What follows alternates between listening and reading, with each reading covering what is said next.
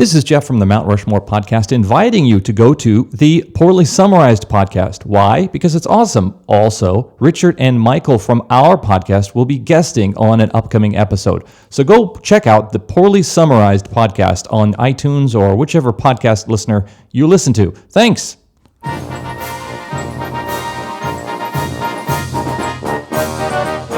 Hello and welcome to a Mount Rushmore podcast special edition episode. This right in. This just in, Thanksgiving is happening all over the United States and other countries where they're enlightened and celebrate our holidays. And so Richard, Michael, and myself are going to do a quick speed round about Thanksgiving, the Mount Rushmore of things that we have observed to be wonderful or crazy about that. And I want to start off by letting everybody know that Thanksgiving wasn't always on the fourth Thursday of the month. It used to be on the last Thursday, which sometimes when you had 5 Thursdays, it sucked because Christmas shopping times were very abbreviated. And so Franklin Delano Roosevelt changed it to the fourth Thursday at the request of the head of Federated Department Stores, a guy with the last name Filene's, Filene's Basement. And so they called it Franksgiving for many years because a president thought he could change holidays. So that's neither here nor there. That was such a great, expulsion, like a vomitus of information. You know, it's funny. I just read the other day that, or I heard the other day that Dwight Eisenhower is the one that, 50 years ago, 60 years ago, was the one that put "In God We Trust" on money. Oh, really? Wow. That thing is only 60 years old. People hold that as such a truth. And I think he's the one that started coining the "God Bless America," yada, yada. But that's 60 years old. Yeah. So people that are that hold that as the highest form of whatever. Right. Oh, God's on the money. So it's Is that like the One Nation Under God thing? In One Nation Under. Yeah, that's exactly what it is. That's what it is. The Pledge of Allegiance is about that time too, right? He added that. Wow. So it's it's not that old, you clowns. Yeah. This is not okay. But Thanksgiving is old. It is old. It's one of the oldest. Yeah. It's like the American tradition. The American tradition. Do you feel it is still sullied by the immediate extinction of the race that it was celebrated with originally? It's weird. Of all of the American holidays, it feels like it's still the one that's most pure. It's the one that's almost devoid of capitalism, except for Black Friday, and maybe we'll talk about that. Yeah. But there aren't a whole lot of intense commercialization other than buying massive amounts of food that you might waste. But it still feels very pure in its intent, which is gathering people together to have a meal with family or near family or go out to Benihana or whatever. The biggest corruption of the holidays, the NFL. Probably the biggest thing is the closest thing to sullying it is the National Football League. Yeah. What about you, Richard? What do you think is when you think of Thanksgiving, what would be on your Mount Rushmore? One object on your Mount Rushmore? Watching the Lions lose. A Thanksgiving tradition like no other. Because it doesn't matter if you actually like football or not. The game is going to be on. Did either of you grow up in families where before you had dinner or after dinner you had a football game outside where you threw around the old pigskin in the cool crisp air? Because we didn't. Yeah, we didn't either. Although, okay, so this is apparently really weird. We eat our Thanksgiving quote unquote dinner at about 1:30. Ours is about 4. That's our goal is 1:30, but it ends up being about 7:30. Everybody's angry. The bird just won't cook. Yeah, we've had our fill and olives and then crudité.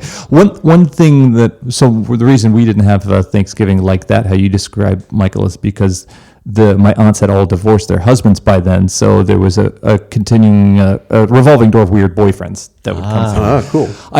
When we're recording this, I'm sitting at a smaller table, and Richard and Michael are sitting at a larger table, which reminds me of every Thanksgiving I've ever had, where I was sitting at the rickety card table with the kids. When was the last time? There's a weird moment when you're a kid and you get moved to the adult table. Yeah. That you're made it. Yeah. But at the same time, then you have to sit up straight. But then there's another moment when you're 25 or 28 or something. You're I'm going to go sit on the kids' table. Go to the kids' table. And be the cool guy that gets to throw food with them. I think by the time I was a teenager, I realized in my desire for the power that is given you when you go to the adults' table, that there's only one way to get to the adults' table, and that is for the adults to start dying off in your family. So you can go sit in that chair that Uncle Morty sat in, but do you really want to? Is that like a chain of command? Yeah. Well, as one person dies or is dethroned or divorced, you just sort of move your way up. The Undertaker, not the wrestler, is the one who determines who sits at that table. Is that an Emily Post sort of setup? Make sure you set up. I think it's the salad fork on the outside, regular fork on the inside, and when Uncle Morty dies, everyone moves counterclockwise. That's the etiquette. The Thanksgiving Deadpool in your family is frightening. Jen's family Jen Bascom is my wife, and her family are just very enthusiastic shoppers. And when I married into that family, I married into people who got their Christmas shopping done by October, usually. So by the time they get around to Black Friday, they're shopping for next year's birthdays or something. So that's a big thing for those guys. I never wanted to get up that early. Stop it. My sister took my wife.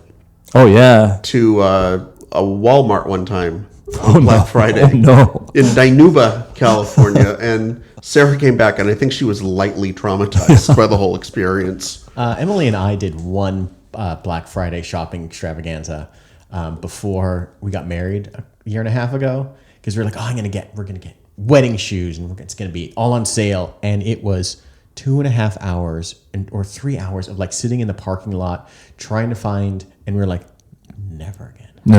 Never getting married again. Yeah. What about, do you guys have, do you have like what's on like your Mount Rushmore of foods that you either have to have on Thanksgiving or only have on Thanksgiving?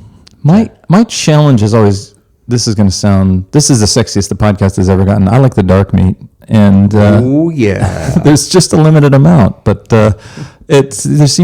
I have a really bad time kind of sitting still as the plates kind of arrive in front of me, and usually by that time all the dark meat is gone on the turkey. So rolls for me, just specifically like nice, the brown and serve rolls, like those ones you get like uncooked, like in the 12-pack. Yeah, I'll go through a good dozen of those in one meal. And the best part is when you have those left over, then you make it into a sandwich with a little bit of turkey in there. Yeah, it's good stuff. There's two things that happen at my Thanksgiving it's always my Auntie Susan always makes like yams with like marshmallows on top. It's served 0 times during the year, opposed to that. And the other thing is she makes like these great like carrots with basil and almonds and like honey. And it's just like, this is what I have on Thanksgiving, and maybe one time during the year. Yeah. But otherwise it's like... cranberries. Yeah. Like actual, not like just whole cranberries. Just a must-have. And my wife, the first time she came to my family's house for Thanksgiving, made this incredible, we call them boozy cranberries. It's like cranberries that got red wine in it. They're great. My family was like, super nice presentation. They're delicious. I don't even like cranberries that much, and I'll eat them. And my family looked at me and said, that looks really good. And then immediately went and got the can of like the gelatinous, like Alpo dog food type thing of cranberries and put it right down there. I think the fourth subject that I think that each of us should kind of throw around is like, there was always something that happened, and it was always some sort of political discussion. And usually it was always spearheaded by my now late grandmother. But we come from a very liberal family. Okay. And so there was never really much dissent, but there was just enough dissent where like the conversation could get a little sideways. Yeah. My leftist socialist grandma would just kind of rail against everyone, but she was kind of like the matriarch. Mm-hmm. And that was always like one of the hallmarks of Thanksgiving was like, at some point the Trivial Pursuit board was getting popped out, and then grandma was going to go off about the state of affairs of the country. What I find interesting is how there can be a good number of Thanksgiving television shows and movies, but 0 Thanksgiving songs. There was never an 80s hair metal, pop star driven ballad regarding Thanksgiving, or I can't think of anything that is a Thanksgiving song.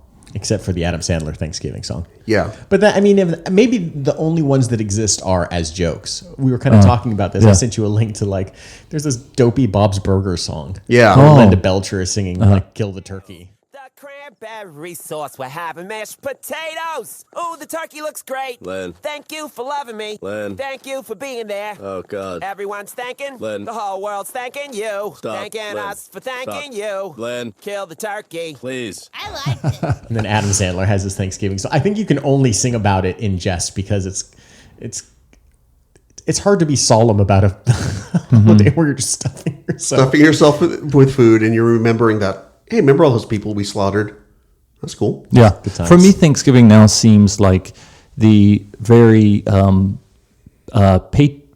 big pageant, the big ceremony that kicks off the blood sport that is Christmas. So if we think of the Hunger Games, there's all the pageantry and the friendly announcer and all these participants in their finest clothes, smile and wave and everything, and then knowing seconds later they're thrown into brutal conflict with each other, and that's for me what feels You like. hear the horn.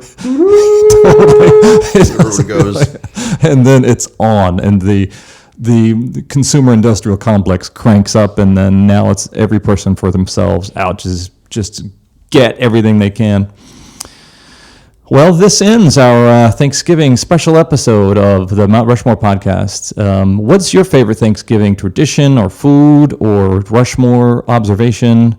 Post it on Facebook, post it on Twitter, let us know. And we are thankful for you, the listener, and keep on downloading and listening and rating and reviewing all of our stuff. We really do appreciate it, and we're thankful for all the comments that we've received, and they help make the show better. So once again, this has been Jeff.